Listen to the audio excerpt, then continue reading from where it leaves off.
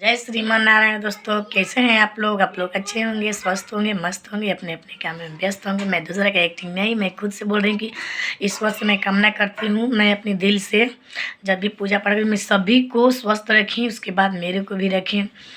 बस इतना ही मैं ईश्वर से मांगती हूँ दोस्तों। तो आप लोग कैसे हैं कमेंट में ज़रूर बताइएगा। हम तो अच्छे हैं, आप लोग भी अच्छे ही होंगे। तो मैं एक गीत लेकर आई हूँ, महादेव जी का गीत है दोस्तों, पारंपरिक गीत है। तो आप लोग ज़रूर इसे सुनिए। सुनने के बाद अगर ये गीत अच्छा लगता है तो प्लीज़ एक लाइक ज़रूर कीजिए। अगर चैनल पर नए हैं तो प्लीज़ सब्सक्राइब कीजिए। अगर पुराने हैं तो लाइक तो कमेंट और शेयर कीजिए। ठीक है दोस्तों, तो हम गाने जा रहे हैं। शिवजी बस गईनी आसी कोसी के खाड़ी में, छोटे छोटे पहाड़ी में न। शिवजी बस गईनी आसी कोस के खाड़ी में, छोटे छोटे पहाड़ी में न। शिवजी बस गईनी आसी कोस के खाड़ी में, छोटे छोटे पहाड़ी में न। हम तब कसर में जाइम जलवा भरे भरे के ले आइम। हम तब कसर में जाइम जलवा भरे भरे के ले आइम।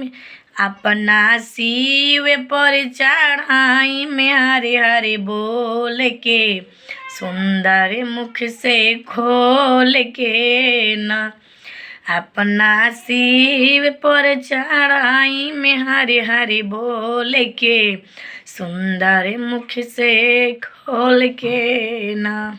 हम तो बाग बगीचा जाई में फुलवा लोड़ लोड़ के ले आई में। हम तो बाग बगीचा जाई में फुलवा लोड़ लोड़ के ले आई।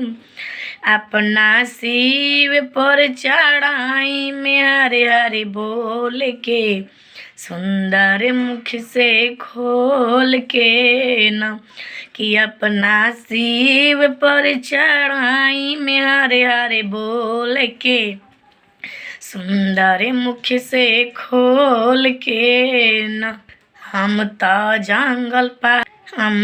जंगल पहाड़ी जाई में धातुरे लोड़े लोड़े के ले आई में। हम तो जंगल पहाड़ी जाई में धातुरी लोड़े लोड़े के ले आई। अपना शिव पर चढ़ाई में हरे हरे बोल के, सुंदर मुख से खोल के न। अपना शिव पर चढ़ाई में हरे हरे बोल के, सुंदर मुख से खोल के न। हम तो बाग बगीचा जाई में बेलपत्र तुर तुर के ले आई। हम तो बाग बगीचा जाई में बेलपत्र तुर तुर के ले आई।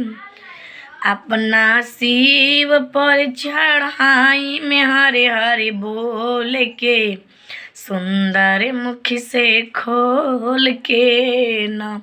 कि अपना शिव पर चढ़ाई में हरे हरे बोल के, सुंदर मुख से खोल के न। हम तो बाग बगीचा जाई में भंगिया लोड़ लोड़ के ले आई में। हम तो बाग बगीचा जा गंजवा लोड़े लोड़े के ले आई। अपना शिव पर चढ़ाई में हरे हरे बोल के, सुंदर मुख से खोल के न।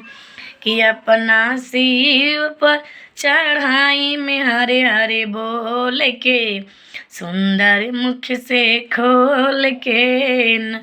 कि अपना भोलेनाथ पर चढ़ाई में हरे हरे बोल के, सुंदर मुख से खोल के न।